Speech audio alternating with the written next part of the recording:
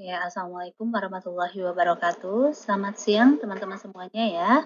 Eh, Hari ini saya akan memberikan rangkuman dari apa yang sudah kita bahas pada 2 pertemuan yang lalu, yaitu mengenai sediaan liquid paracetamol.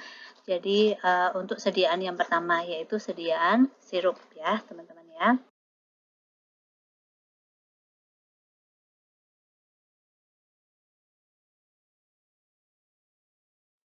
Nah, oke, kemarin pada pertemuan yang kedua kita teman-teman sudah mencari dan kita sudah membahas ya mengenai data fisikokimia dari paracetamol ya yang akan menjadi zat aktif dari sediaan kita ya teman-teman. Oke, jadi teman-teman bisa melihat monografi paracetamol itu di Farmakope edisi 6 itu di halaman 1359 ya, di mana di situ disebutkan bahwa paracetamol itu mempunyai bobot molekul 151,16, kemudian rumus kimianya C8H9NO2, strukturnya dapat teman-teman lihat ya pada layar, kemudian memiliki tidak kurang dari 98,0% dan tidak lebih dari 102,0% C8H9NO2 dihitung terhadap zat kering. Sehingga kalau kita bicara tentang bahan baku paracetamol, maka syarat kadarnya adalah 98,0 sampai 102,0%. Kemudian kalau kita ingin mengetahui terkait pemerian, ya di situ disebutkan bahwa paracetamol serbuk hablur berwarna putih, tidak berbau dan rasanya sedikit pahit. Begitu.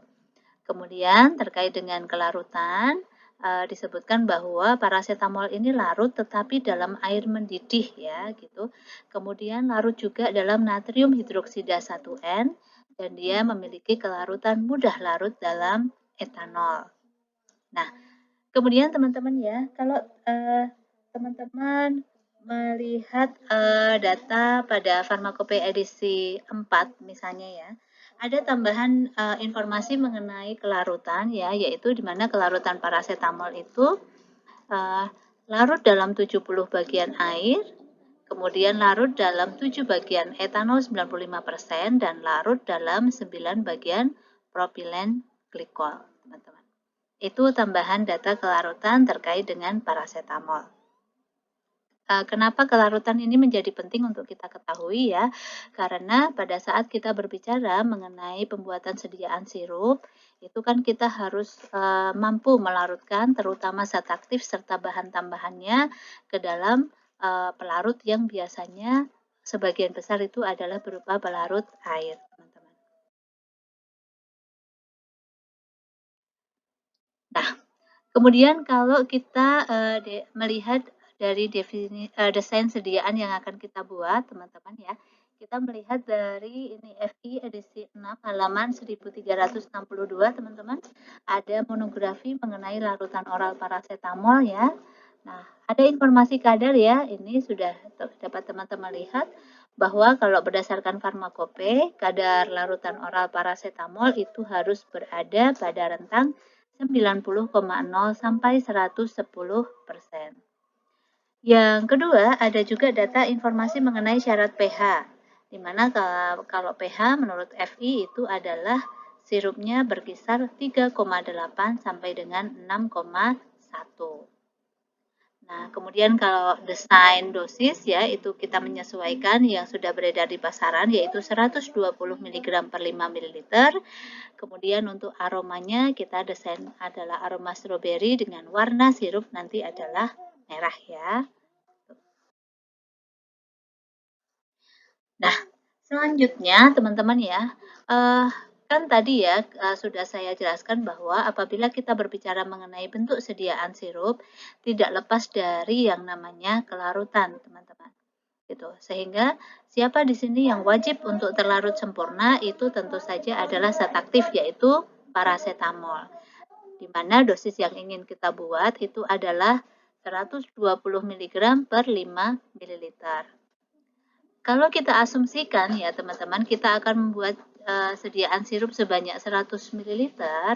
Nah, maka paracetamol yang kita butuhkan itu kan menggunakan rumus ini ya teman-teman kita menghitung.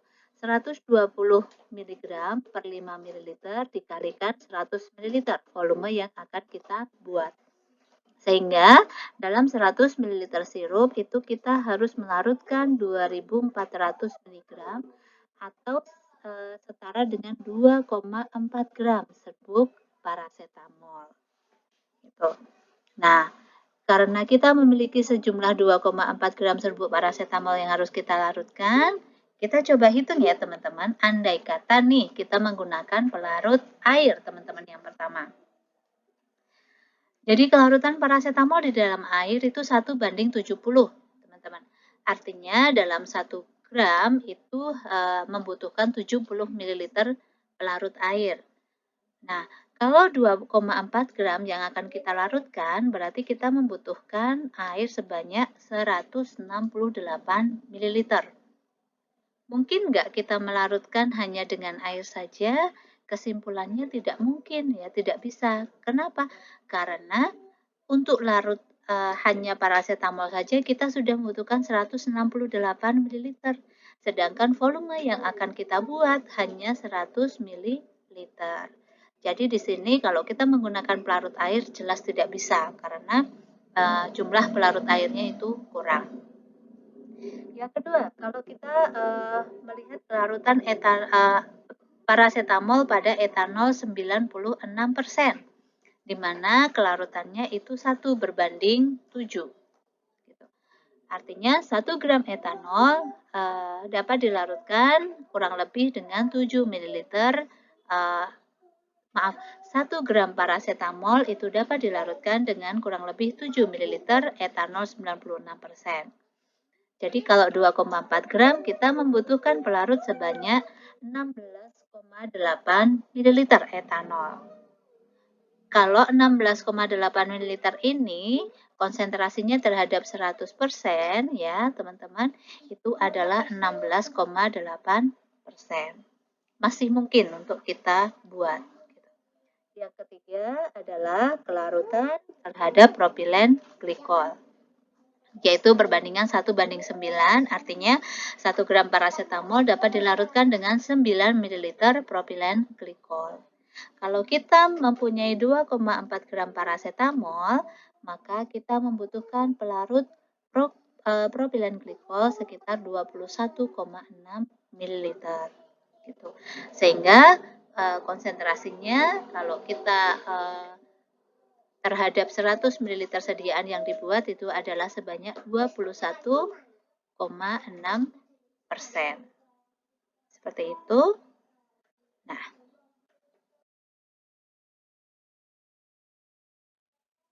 selanjutnya teman-teman ya, kita lihat atau kita kaji fungsi dan keamanan dari masing-masing pelarut. Kalau pelarut air saya rasa tidak perlu dikaji ya, karena pelarut air ya tentunya ini kan biasa aja juga diminum gitu. Jadi mau digunakan sebagai pelarut juga tidak masalah. Nah, kita coba lihat dari fungsi dan keamanan pelarut alkohol, teman-teman. Oke. Jadi di dalam ini saya screenshotkan di dalam buku Handbook Pharmaceutical Excipient ya, nanti teman-teman dapat lihat ya bahwa paracetamol itu mempunyai berbagai macam fungsi ya. Antara lain bisa sebagai pengawet, disinfektan dan sebagainya ya. Nah, karena kita sedang mencari informasi terkait bentuk sediaan yang akan kita buat yaitu sirup, maka kita lihat pada parameter ini. Ya. Jadi solvent in oral liquids, artinya paracetamol itu masih mungkin untuk digunakan sebagai pelarut pada sediaan-sediaan oral gitu. Hanya di sini konsentrasinya di HPE itu tidak disebutkan ya, rentang yang disarankan itu berapa. Nah, kemudian pada bagian HPE yang lain ya, itu di sini kita cari informasi. Nah, kemudian mendapatkan informasi ini teman-teman. Jadi di Amerika Serikat ya maksimum kuantiti alkohol yang digunakan untuk obat-obatan OTC ya. Kalau di Amerika itu 10% VPRV kalau akan digunakan untuk anak usia 12 tahun lebih atau lebih tua, artinya dari anak sampai dewasa begitu. Kemudian kalau untuk dipergunakan anak-anak usia 6 sampai 12 tahun disarankan hanya 5% maksimalnya. Dan apabila obat tersebut akan digunakan untuk anak-anak usia di bawah 6 tahun, maka yang disarankan maksimalnya adalah menggunakan 0,5% etanolnya. Gitu. Nah, kita coba ambil ya teman-teman informasi dari sini ya. Ini rangkumannya ya. Jadi kalau kita gunakan tadi ya pada slide yang sebelumnya ya. Kalau kita menggunakan pelarut etanol saja, tadi kita membutuhkan alkohol dengan kadar 16,8%. Gitu. Nah, artinya kalau kita asumsikan bahwa sirup kita nanti digunakan untuk pasien usia 6-12 tahun, maka parasetamolnya itu melebihi batas maksimal yang dianjurkan ya, tadi 5% gitu. Artinya apa di sini kesimpulannya? Kalau kita mau memperuntukkan sediaan kita untuk pasien usia sekitar 6-12 tahun, kita tidak bisa hanya menggunakan pelarut alkohol saja. Seperti itu.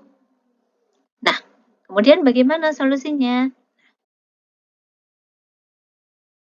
Kita coba lihat dulu untuk pelarut yang kedua ya teman-teman. Pelarut yang kedua yaitu propilen glikol ya. Kosolven membantu kelarutan di sini teman-teman.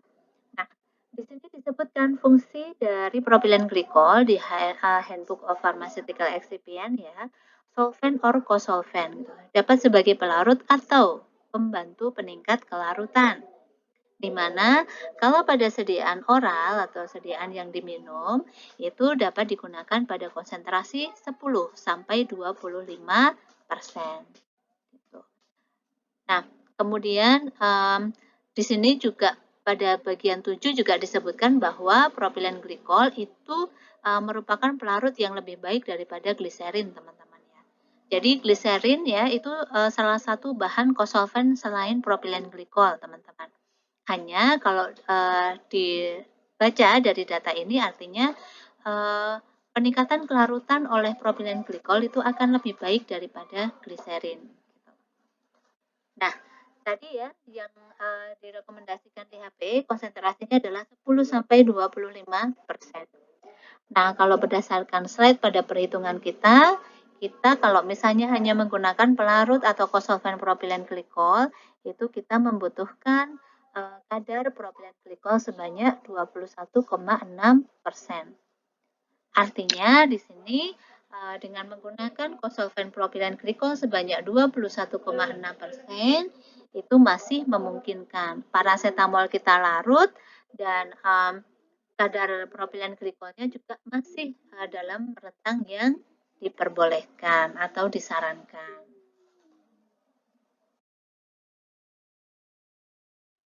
Nah, kemudian bagaimana dengan formulasi yang akan kita buat ya? Nah, kemarin kan kita sudah mencari beberapa referensi mengenai eksipien yang biasa digunakan untuk pembuatan sirup ya, teman-teman ya. Jadi untuk membuat sirup ini kita akan ada dua alternatif, teman-teman ya. Jadi yang pertama adalah rancangan formula sirup parasetamol ya, yang kosolvennya nanti dua ya, jadi ada alkohol dengan propilen glikol, dan satu lagi nanti rancangan formula sirup parasetamol tanpa adanya alkohol gitu. Oke, jadi kalau yang pertama adalah rancangan formula sirup parasetamol dengan salah satu kosolvennya adalah alkohol ya. Jadi bahannya adalah parasetamol sebagai zat aktif, alkohol sebagai kosolven ya, kemudian propilen glikol sebagai kosolven, asam benzoat sebagai pengawet, gula sebagai pemanis, stroberi sebagai pengaroma, pewarna merah sebagai pewarna, dan aqua desmatang sebagai pelarut utama. Nah, konsentrasi yang disarankan ya parasetamol itu kita hanya berdasarkan pada dosis ya, karena kan ini merupakan zat aktif ya gitu. Kemudian untuk alkohol konsentrasi yang disarankan 5% sehingga kita menggunakan 5% alkoholnya. Kemudian propilen glikol itu kan dia membutuhkan konsentrasi yang disarankan 10-25%. Kita gunakan 15% misalnya. Kenapa kok propilen glikolnya kita gunakan hanya 15%, Bu? Gitu. Nah, oke, teman-teman nanti coba hitung ya. Seperti ini. Alkohol yang kita gunakan itu kan 5% ya, 5 ml. Nah, pertanyaannya, coba hitung kira-kira dengan 5 ml pelarut alkohol ini mampu melarutkan berapa gram parasetamol. Gitu. Nah, artinya kalau parasetamolnya belum semua dapat dilarutkan oleh alkohol, harus ada pelarut lain yang bisa melarutkan sisa parasetamolnya. Kan seperti itu. Nah, sisa parasetamol yang belum bisa dilarutkan dengan alkohol itu tugasnya si propilen glikol untuk melarutkan. Sehingga sisa parasetamol itu kita harus perhitungkan kira-kira membutuhkan berapa mililiter membutuhkan berapa mililiter propilen glikol untuk melarutkan. Kemudian kalau untuk bahan-bahan yang lain itu kayak asam benzoat itu ngikut ya kita karena 0,01 maka kita gunakan konsentrasinya 0,1%. Kemudian gulanya kita gunakan 50% ya walaupun sarannya 67% tetapi kan ini fungsinya hanya sebagai memanis. Jadi lagi artis seberapa tingkat manis yang kita inginkan. Kemudian stroberi dan pewarna juga ya sama. Ini biasanya kan kuantum satis ya, secukupnya. Kira-kira aromanya cukup, warnanya cukup cantik sesuai dengan harapan kita sudah. Kemudian aquadesnya itu sampai dengan 100%. Gitu.